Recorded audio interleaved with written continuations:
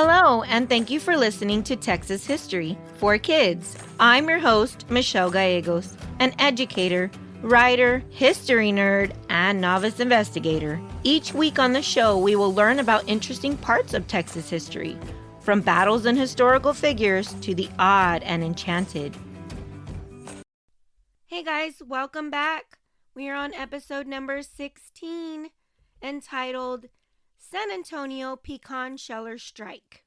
Have you ever heard of the 1938 pecan-sheller strike? Whether you pronounce it pecans, pecans, whatever the case may be, there is a sad history behind this flavorful nut that we all use in our banana split or for our tasty Thanksgiving pie. In the 1930s, San Antonio, Texas was home to nearly 400 pecan shelling stations because trees grew well in the area. These pecan shelling plants were primarily involved in processing the pecans, which involves several time-consuming steps.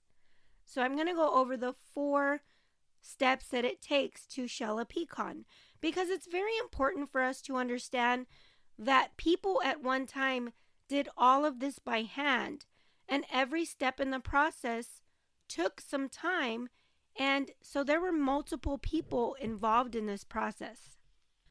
The first step is to crack open the tough outer shell of the pecan nut to access the kernel or the nut inside of it.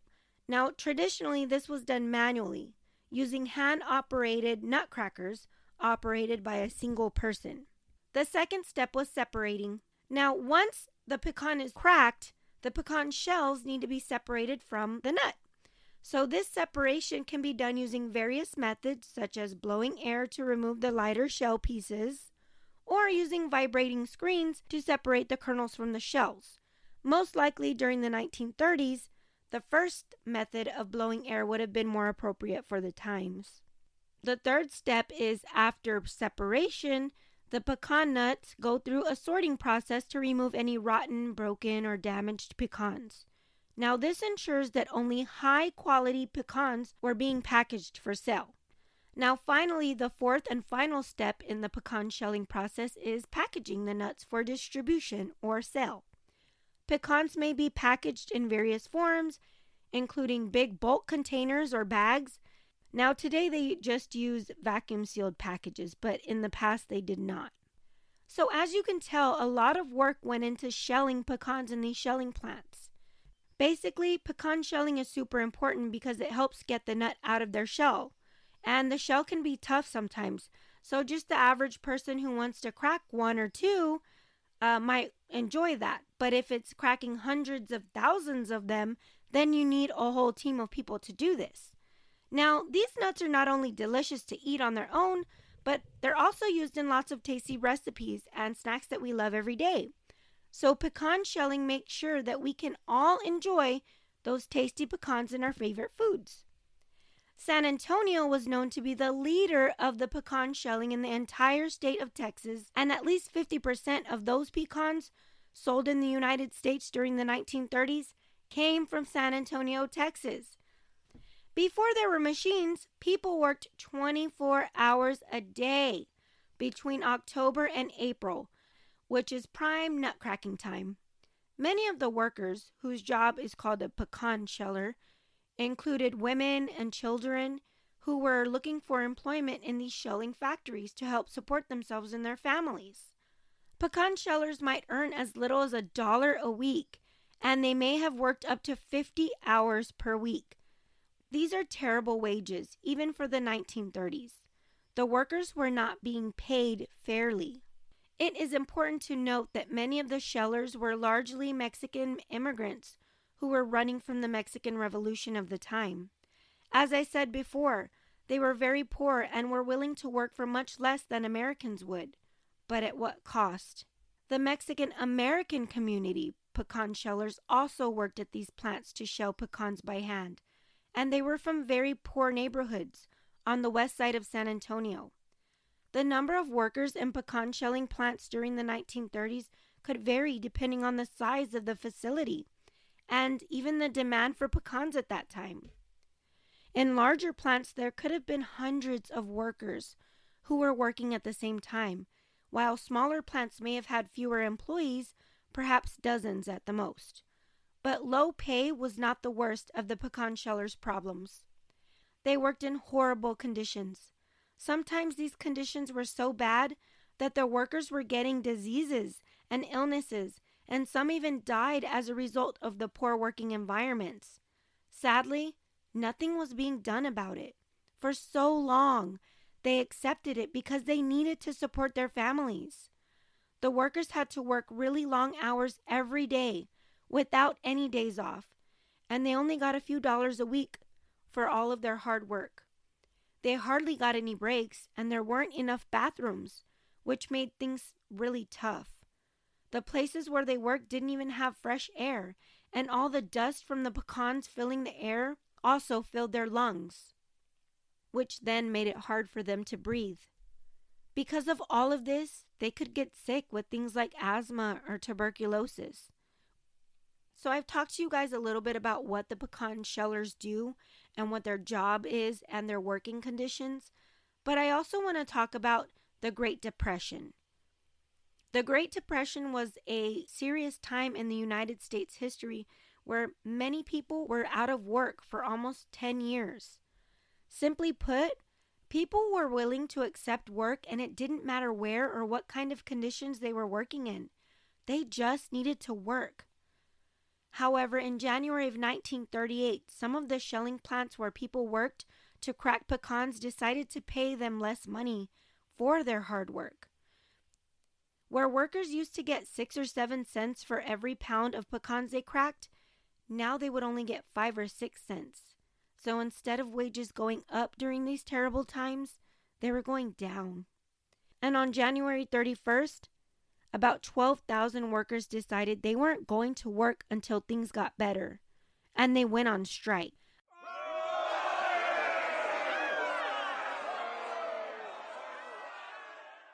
When a group of people goes on strike, it means they stop working as a way to protest or demand changes in their working conditions, their pay, or other aspects of their job. The San Antonio pecan shellers had gone on strike twice before, in 1934 and 1935. The strike in 1934 led the government to suggest new rules for work, but they never actually happened. And then the next year in 1935, the shellers went on strike again, but that didn't last long either. They were upset about how they were being treated and the pay they got. Even though they hadn't succeeded before, the workers kept fighting to make sure they didn't get paid less and their working conditions would get better. And they fought for a very long time. So what is strike? Well, going on strike is a way for workers to show that they are unhappy with something or they want things to be different. During a strike, workers might picket outside of their workplace or refuse to do their job until their demands are met. Strikes can happen in various industries and can involve different groups of workers, from teachers to factory workers to transportation workers. It's a very powerful way for employees and workers to use their collective strength to try to make a positive change in their workplace. The purpose of a worker strike is to have better working conditions. I'm going to talk about a very important leader in these strikes. Her name is Emma Tenayuca, a very important woman because she became the leader of the pecan sheller strikes. People called her La Pasionaria, or the passionate flower, because she gave really inspiring speeches at these strikes. These strikes were not meant for people to just walk around and chant out things. They also were meant for inspirational words from the workers that were experiencing terrible working conditions. And that's exactly what Emma did. Emma was of Spanish and Native American descent. Her roots grow deep in Texas and Mexico. At a young age, Emma was inspired by her grandfather, who instilled a rich pride in her Hispanic culture and a sense of social justice, which would follow her into adulthood. While at Brackenridge High School, Emma made really good grades. She showed her athletic skills and eventually became involved in politics. In 1933, she decided to stand alongside women workers who were striking against the H.W. Fink Cigar Company. She had witnessed the police herding of workers who were on strike and was even arrested herself during this time. This experience left a big mark on her. She also saw how many people were struggling because of the Great Depression, which made her want to help out even more. Because Emma was proud of her heritage, she became enraged when she noticed Mexican Americans were not being treated fairly. She began organizing strikes, walkouts, and protests to address problems that Mexican Americans were facing. They were being discriminated against in their jobs and in the federal aid programs that were made to help people during the Great Depression. The police often treated them unfairly, using violence and sometimes sending them out of the country illegally. In San Antonio, the neighborhoods where Mexican American families lived on the west side were in really bad shape. The city didn't take care of them properly, and they had problems with dirty streets, bad housing, and broken roads. A few years later, she helped start the Texas Workers Alliance to stand up for people who didn't have jobs or who weren't getting paid enough in San Antonio. She was also connected with the International Pecan-Shellers Union, which ended up joining and helping the pecan strikers. Actually, Emma Tenayuca led the labor strikes against the city and was a big deal in San Antonio and helped run the Workers Alliance. The Workers Alliance was a team that wanted to make things get better during the tough times of the Great Depression. Emma had also led protests at City Hall and fought against bosses who wanted to pay workers less in the Workers' Project Administration, or WPA.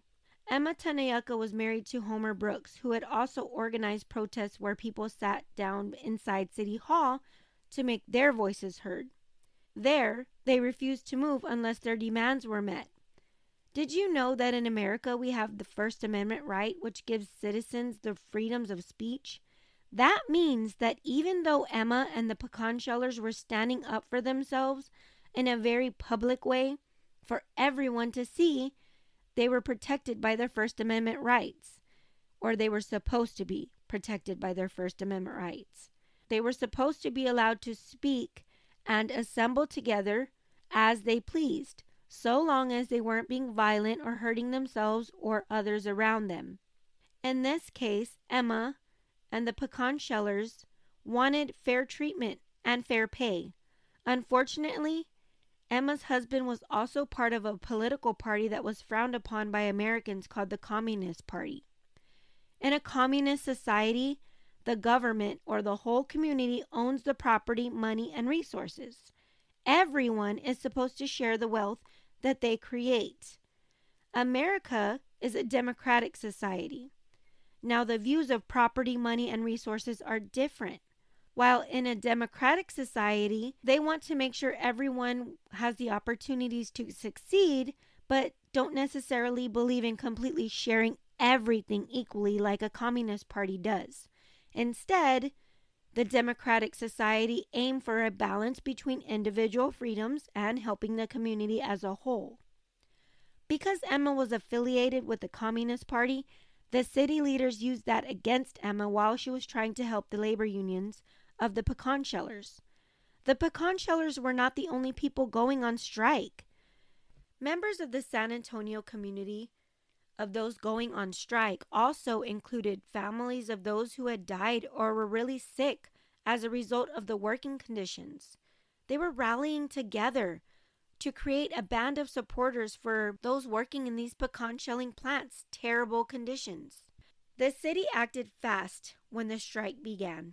The police chief, Owen Kilday, said that only a few of the 12,000 workers in the pecan industry were actually joining the strike, which was a lie.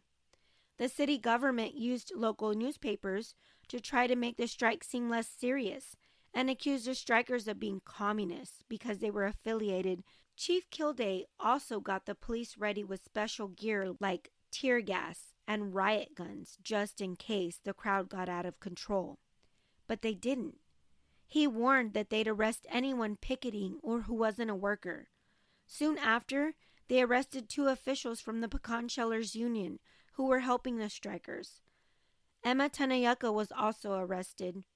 Her strong speeches supporting the strikers got a lot of attention from all over the country.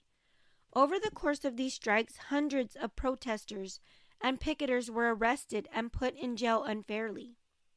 City officials even stopped the soup kitchens from serving these protesters.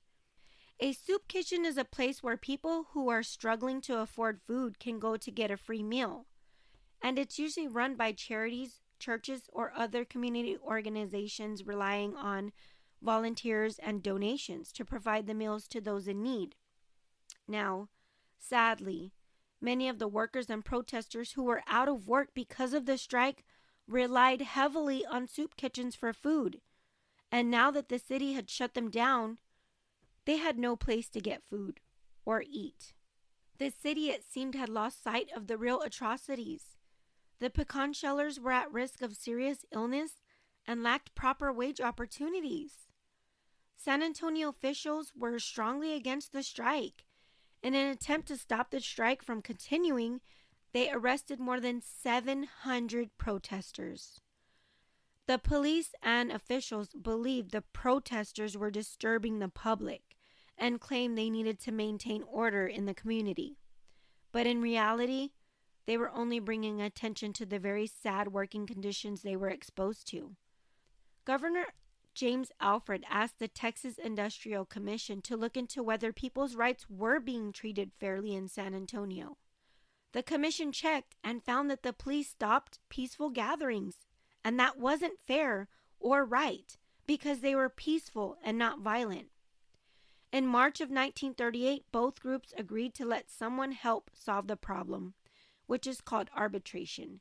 They originally agreed on paying workers 7 or 8 cents, but when Congress made a new law called the Fair Labor Standards Act of 1938, they decided workers should get at least 25 cents per hour. At first, you might think it was a step in the right direction. The Congress of Industrial Organizations were worried that the new law about minimum wages might make bosses use more machines instead of people to crack the pecans in Texas. So the Employers Association asked to have pecan workers exempt from the law. But the Department of Labor said no to this request. Over the next 3 years, more than 10,000 workers in San Antonio had lost their jobs to cracking machines in the pecan shops. Sadly, the pecan shellers were replaced by machines and ended up having to find work elsewhere anyway. So in closing, Emma Tenayuca worked with a group of people to help solve a problem. In today's episode, we learned from her that by working together, there is strength in numbers. She knew the workers couldn't get the ending result they needed by themselves, but they relied on each other to make a change. We call that unity. It's when people come together to support each other and work towards a common goal or purpose. Just like how all the pieces of a puzzle fit together perfectly, unity brings people closer and makes them stronger as a group.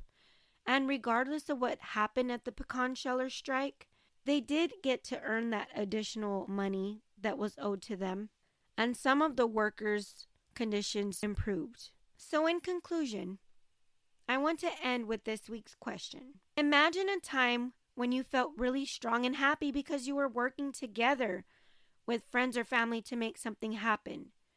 Can you remember how you all came together to fix that problem or make something awesome happen? Send me an email with your answer and I might feature it in a future episode.